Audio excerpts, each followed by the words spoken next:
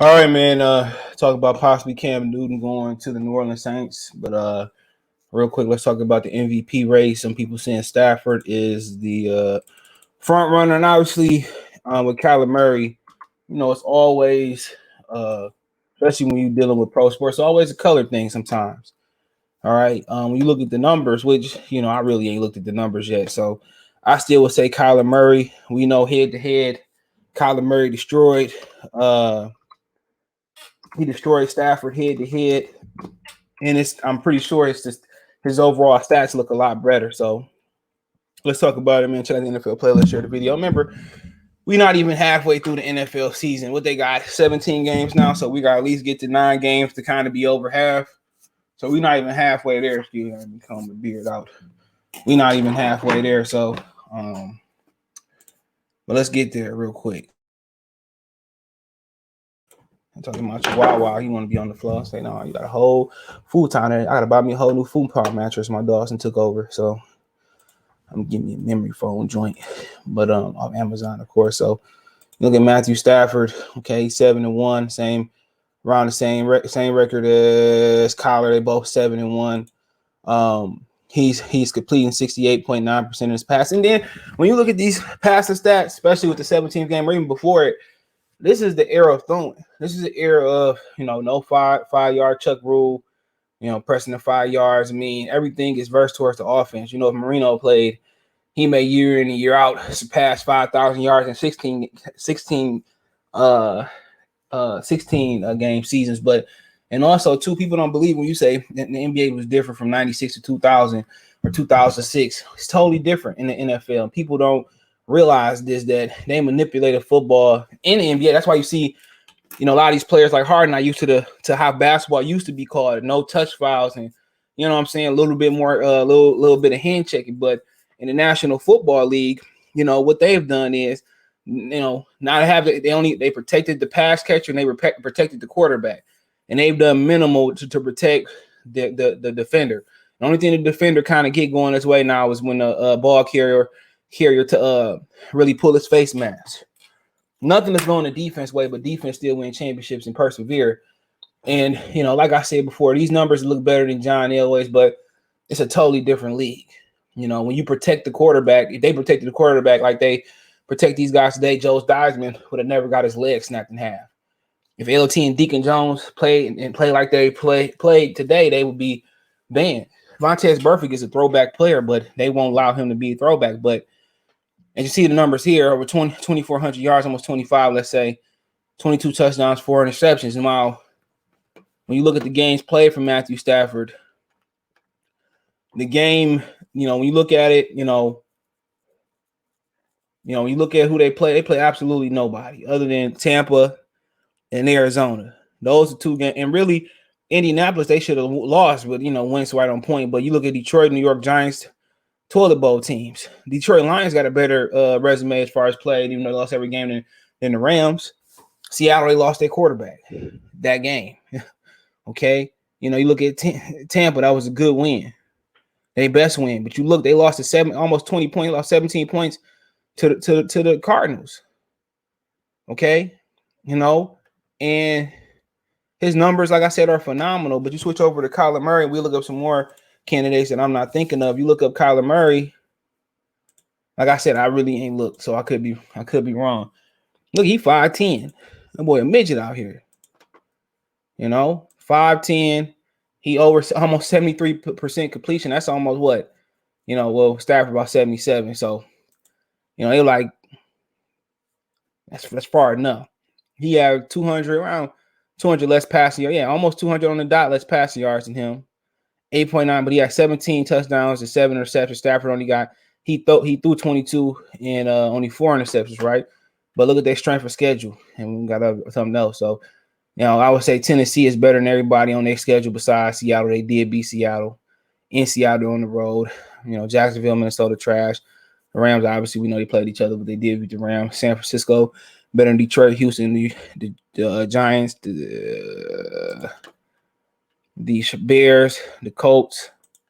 Okay. Cleveland, they were supposed to be really, they went to Cleveland, beat them. That's better than the teams I named. Their strength of schedule to me is way better. They lost to Green Bay. That's cool. So even though that was a bad loss because, they didn't have their receivers, but they ain't lose by 20. But the thing he got is rushing yards. Okay. He rushed for 147 yards and 3 TDs. So to me, even though his passing numbers don't look as great, but he played a tougher schedule and he has some rushing yards. To me, he played a lot. He played a big tougher schedule. He had way better strength of schedule. And I thought the NFC West was going to be more dangerous than it was. Wilson out of here. 49ers not looking too good. We got 49ers, the Rams. I don't even know. Arizona. Yeah. Arizona, like I said before. But I don't know who else would be an MVP candidate. I'll get it out to Kyler off of strength of schedule, and he beat Stafford.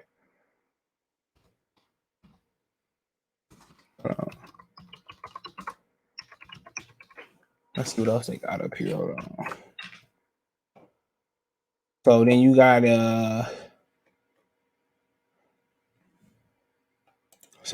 Josh Allen. Let's see what he done out here. 1 second.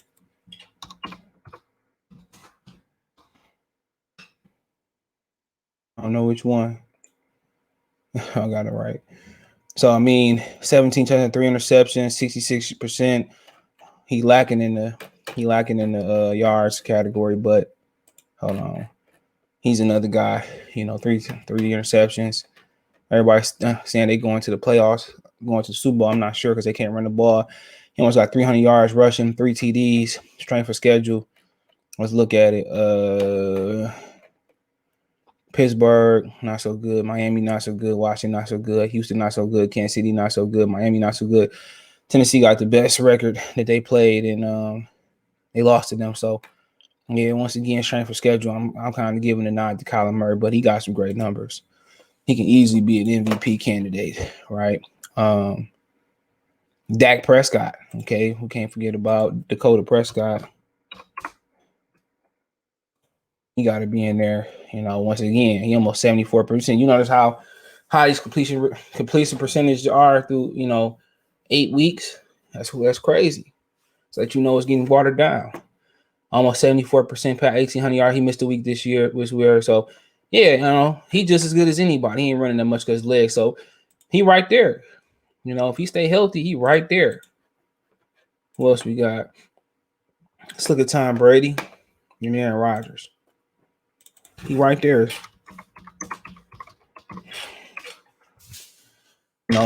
A little bit down from everybody, 67%, 2,650 yards, 25 times. So, Tom Brady, man. He's 6-2. That might hurt him, but they strength schedule. Dallas, good win, So Dallas, they really good win, but he got 25 touchdowns already. That's 8 more than Stafford. 9, 10 more than Kyler Murray, whatever it is. But they 6-2 right now. Okay, so look at Aaron Rodgers. He might have had a signature win over Arizona due to the circumstances that they had, which I knew they was gonna win that game. And the passing yards, he kind of lacking 17-3. So they pretty much all right around the same. Just based off everything, I'll give a slight edge to Kyler, Tom Brady and Stafford second. And then probably like Dak, who else we say? Dak and Josh Allen third. That's what I'm thinking right now. But maybe Josh Allen tied for second too because he don't have no running backs over there. So, it's interesting. But, it's rumors about Cam Newton that he could be headed to New Orleans Saints, with Jameis Winston blowing his ACL out. So, at the end of the day, man, I think that's a great move for New Orleans. They don't have no receivers. Michael Thomas, I'm not sure when the timeline for him to come back. But, people say Cam and Acker. But the thing about Sean Payton, he going to take what you do well and he going to put you on. He like Bill Belichick for offense. He take what you do well and put you in the best position. No other offensive coach do it better than Sean Payton. And, pretty sure you want to get him in here quick like this week, give him a couple weeks to get in shape, a couple weeks get familiar with the playbook, what we're gonna run. And I guess they want to see what they got in Taysom Hill this week. But like I said, I signed Cam to the practice squad. If he do good, bring him up, give him some money. They can't waste that defense in New Orleans. You know what I'm saying? And like I said before, there's one guy they forget, Deshaun Watson. You know, I don't know how the cap will work if they trade a big cap guy, whatever. But you know, maybe you call about Watson. You speak permission to talk to Watson. And like I said, they had Watson to that. Let Taysom Hill right the shit for 3 or 4 weeks.